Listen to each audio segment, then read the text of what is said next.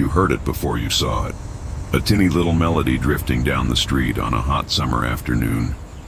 And within seconds, every kid in the neighborhood was running. Screen doors slamming, bare feet slapping pavement, all of them chasing the same white truck.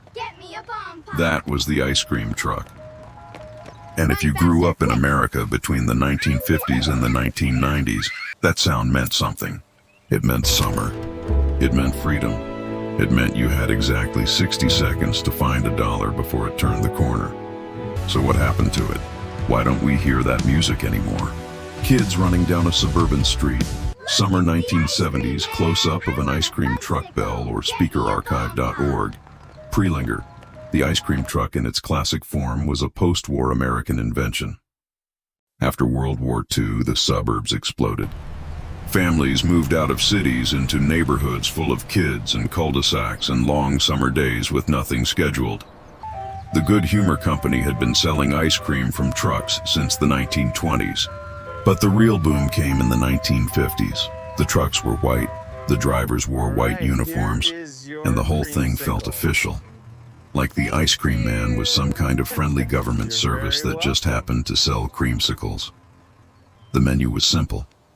A drumstick, a fudgesicle, a rocket pop in red, white, and blue, the bomb pop, which looked exactly like what it sounds like. Prices range from a dime to maybe 50 cents. You didn't need much money, and you didn't need a parent to help you order. You just held up your coins and pointed. For millions of kids, it was their first independent transaction. Their first experience of wanting something, earning money, and spending it themselves. 1950s suburban neighborhood. Kids in yards, Good Humor truck, vintage photo drumstick, fudgesicle, rocket pop close-up. The music deserves its own chapter because it was strange. Most trucks played The Entertainer by Scott Joplin, or a mechanical version of Turkey in the Straw. Neither song has anything to do with ice cream. They were just tunes that could be looped on an inexpensive bell mechanism and heard from 3 blocks away. That music became Pavlovian. Decades later, people who grew up in that era report hearing those melodies and feeling something, a pull, a restlessness, an urge to go outside. It's one of the most reliable sensory memory triggers in American childhood. The smell of sunscreen and the sound of that truck are wired together in a generation of brains. The drivers learned to use it strategically. Slow down near a park. Speed up when the neighborhood kids were in school. The music was both advertisement and crowd. Management, ice cream truck, playing music on a quiet street, kids looking. Out window hearing the musicarchive.org running. An ice cream truck looked simple from the outside, but the business model was always fragile. Most drivers didn't own the ice cream company.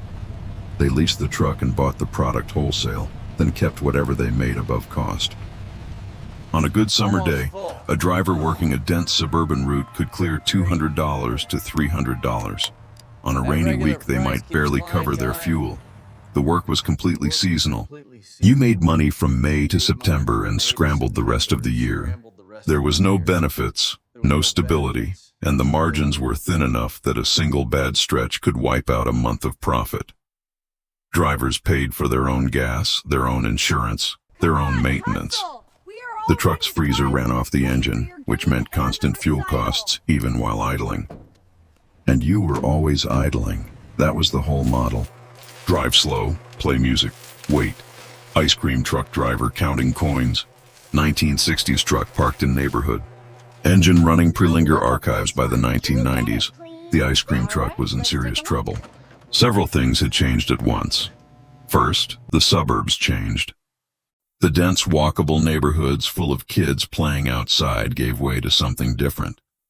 Children were scheduled, soccer practice, piano lessons, summer camp. The long, unstructured afternoon that the ice cream truck depended on was disappearing from American childhood. Second, the competition arrived in every kitchen. Supermarket freezer sections grew dramatically in the 1980s and 90s. The same drumstick you could buy from the truck for $1 was now available in a 6-pack for $3. Families stocked their freezers, and suddenly there was no urgency in chasing a truck when you had ice cream at home. Third, The fear factor. This one is uncomfortable but real. Beginning in the late 1970s and accelerating through the 1980s, American parents became increasingly anxious about strangers interacting with their children. The milk carton era, stranger danger campaigns, the cultural shift that made unsupervised outdoor play feel risky. The ice cream truck, a stranger in a vehicle offering treats to children, ran straight into that anxiety. It wasn't that the trucks were dangerous. It was that the entire transaction now required parental supervision, which slowed it down and removed the magic of the independent childhood purchase.